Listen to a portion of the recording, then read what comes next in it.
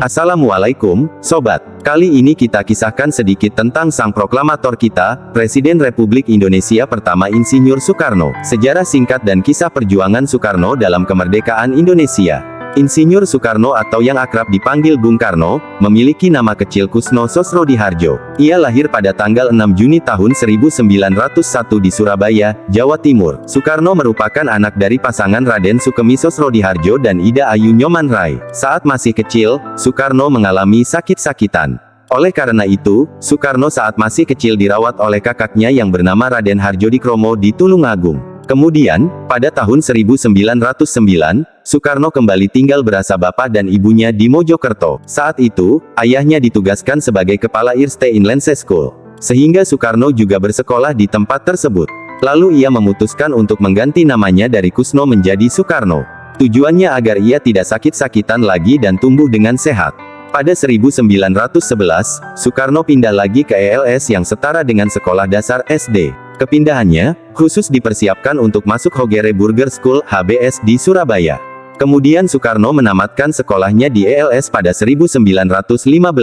Setelah itu, ia memutuskan untuk tinggal di rumah sahabat ayahnya, Haji Umar Said Cokroaminoto atau Hos Cokroaminoto. Sejak saat itu, ia menjadi lebih mengenal dunia perjuangan dan memutuskan ingin berjuang bagi bangsa Indonesia. Pada 1921, Soekarno menamatkan sekolahnya di HBS. Kemudian, ia pindah dan tinggal di Bandung. Di Bandung, ia tinggal bersama Haji Sanusi untuk melanjutkan pendidikannya di Teknise Hoge School THS jurusan Teknik Sipil atau sekarang dikenal sebagai Kampus ITB. Kemudian, Soekarno berhasil mendapatkan gelar insinyurnya pada tanggal 25 Mei tahun 1926.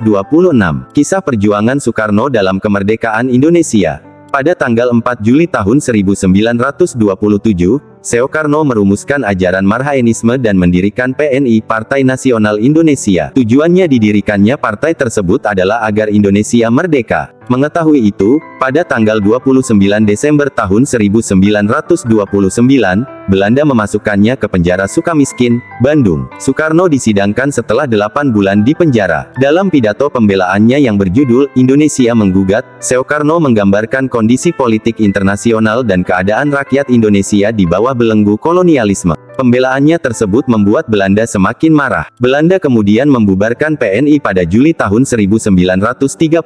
Pada tahun 1931, Soekarno dibebaskan dan bergabung serta memimpin Partindo. Hal tersebut diketahui oleh Belanda dan Soekarno kembali ditangkap.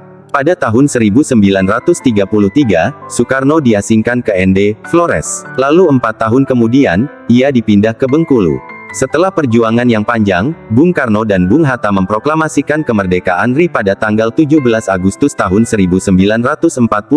Kemudian pada tanggal 18 Agustus tahun 1945, Insinyur Soekarno terpilih secara aklamasi sebagai Presiden Republik Indonesia yang pertama. Akan tetapi, sebelumnya, Soekarno berhasil merumuskan Pancasila yang kemudian menjadi dasar ideologi Negara Kesatuan Republik Indonesia. Soekarno juga berusaha menghimpun bangsa-bangsa di Asia, Afrika, dan Amerika Latin dengan Konferensi Asia Afrika di Bandung pada 1955. Kemudian gerakan tersebut berkembang menjadi gerakan non-blok. Sementara itu, kesehatan Soekarno semakin memburuk. Pada Minggu, tanggal 21 Juni tahun 1970 ia meninggal dunia di RSPAD. Lalu Soekarno disemayamkan di Wisma Yaso, Jakarta. Setelah itu ia dimakamkan di Blitar, Jatim tepatnya di dekat makam ibundanya, Ida Ayu Nyoman-Rai.